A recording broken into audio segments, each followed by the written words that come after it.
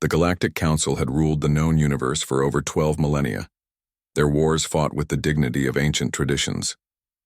When species clashed, they did so with honor codes older than most civilizations, plasma swords at dawn, single combat between champions. Territorial disputes settled through ritualistic fleet maneuvers that resembled elaborate dances more than battles. Commander Zethkar of the Valorian Empire straightened his ceremonial armor as he gazed upon the primitive world, designated as Sol 3. The humans had been discovered only recently, a young species that had barely mastered faster-than-light travel. According to galactic law, they would be given the standard choice: submit to incorporation into the Valorian Empire, or face honorable conquest through traditional combat. Initiate contact protocols, Zethkar commanded, his voice carrying the weight of 10,000 victories. Inform these humans that they will choose their champion for single combat. Winner takes all. The response that came back through the communication array made his translator unit spark with confusion. Did they just ask us to hold on while they grab some popcorn? Asked Sub-Commander Yiltara. Before Zethkar could respond, space around their formation began to shimmer. What emerged from seemingly empty void defied every law of physics the Valorians understood.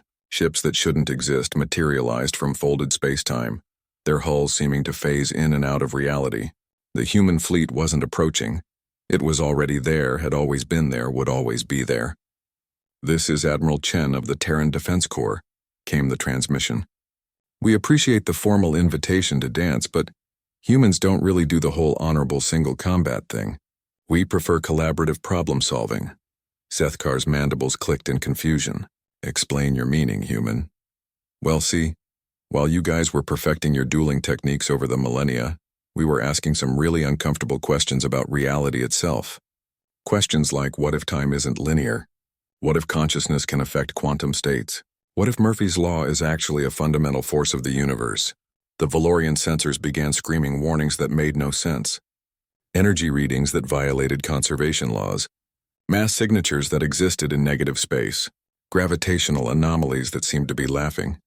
"Commander," Yiltara's voice cracked with panic, "their weapons, they're not just targeting our ships. They're targeting the concept of our ships existing." Admiral Chen's voice continued, almost conversational. "You see, we discovered something interesting about warfare. While everyone else was building bigger guns, we started building impossible ones. That ship to your starboard? It's firing bullets that arrive before they're shot.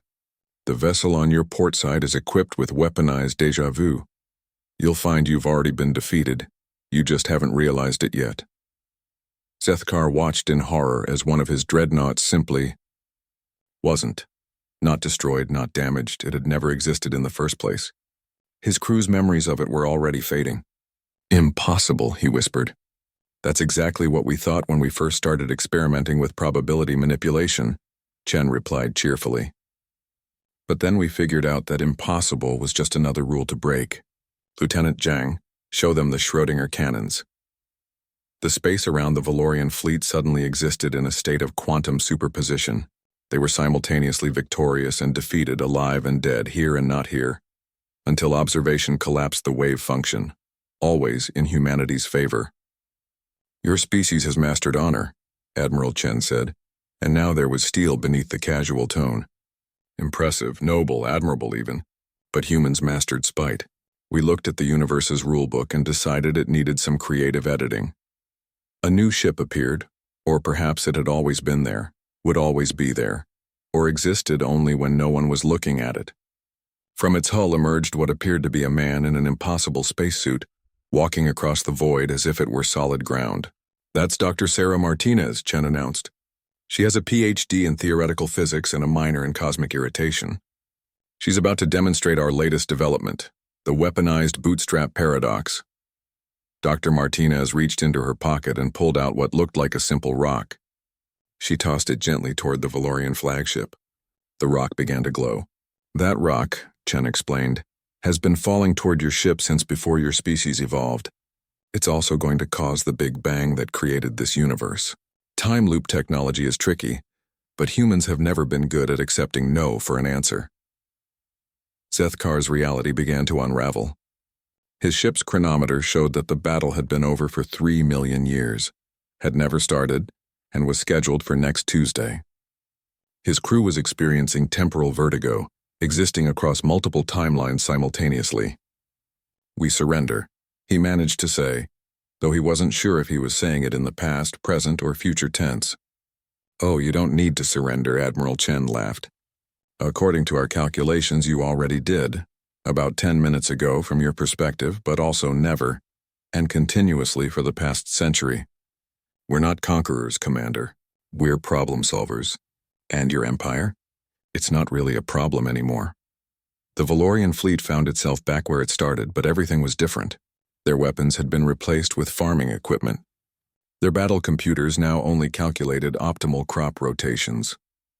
Their military communications array was broadcasting human sitcoms.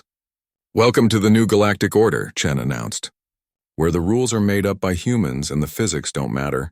We hope you enjoy your stay in this reality. All others have been temporarily discontinued for maintenance." As the human fleet began to fade back into impossible non-existence, Dr. Martinez's voice came through on a personal channel to Zeth Kar. "Oh, and Commander, that rock is still falling toward your ship. It should arrive sometime last week. Don't worry about it, we've already sent a repair crew to fix the damage that hasn't happened yet." Zeth Kar looked out at the stars, which seemed to be winking at him conspiratorially, and wondered if perhaps there was wisdom in learning from species that treated the impossible as merely an engineering challenge. In the distance, he could swear he heard the universe itself chuckling.